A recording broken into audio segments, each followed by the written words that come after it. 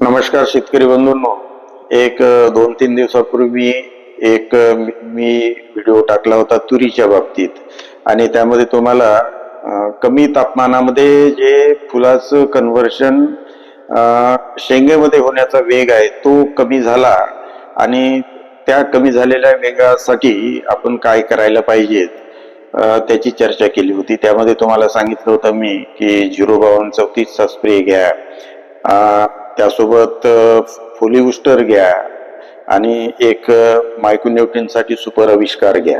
ह्या सगळ्या गोष्टी घेतल्या तर झाडाला वरून मदत केल्या जाते।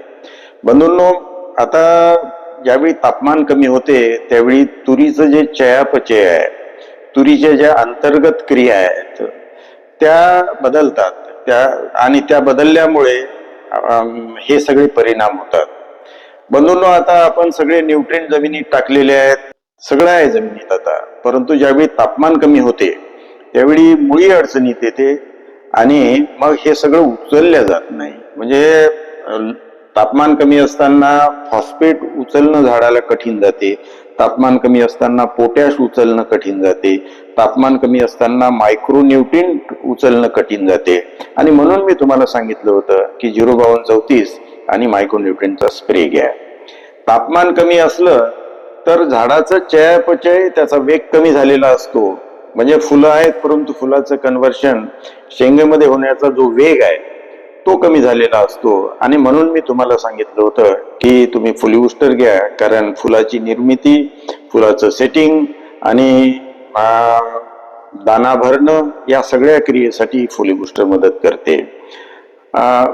बंधूंनो, ज्यावेळी तापमान कमी असते त्यावेळी झाड पाणी सुद्धा कमी उचलते, पाणी कमी उचलते, त्यामुळे न्यूट्रिएंट कमी उचलले जातात आणि ज्यावेळी टेम्परेचर कमी असते त्यावेळी फोटोसिंथेसिसचा वेग कमी असतो, म्हणजे झाडं पानाद्वारे जी साखर तयार करतात त्याचा वेगही तुरीच्या पिकामध्ये आता कमी झालेला आहे।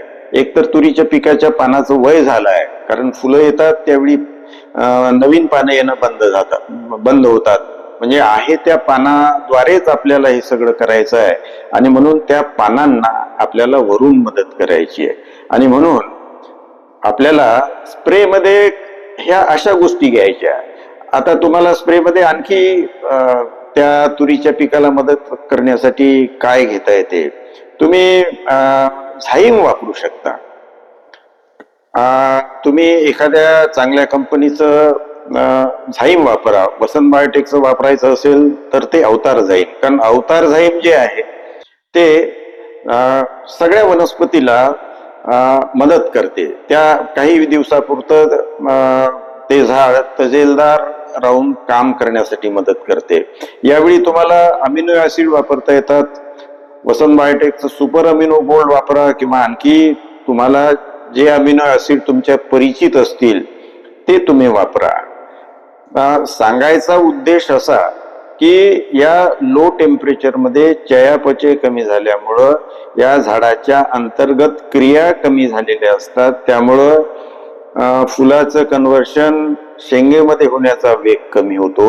नंतर कन्व्हर्शन झाल्यानंतर शेंगेचा दाना भरण्याचा वेग कमी होतो आणि अशा वेळी तुमच्या तुरीचा जो पिरियड आहे किंवा शेंगा तयार होण्यासाठी लागणारा जो काळ आहे तो थोडासा वाढतो आणि नेमकं मग यावेळी काय की तुमचं पीक अळीला बळी पडू शकते किंवा एखाद्या बुरशीला बळी पडू शकते, म्हणून तुम्ही संरक्षणात्मक अळीनाशकाचे फवारे, बुरशीनाशकाचे फवारे घ्या, फवारे तुमच्या पसंतीचे घ्या, परंतु तुरीच्या पिकाचं संरक्षण करा, कारण आणखी एक 4-6 दिवस 8 दिवस असंच तापमान कमी राहणार असा हवामानाचा अंदाज आहे।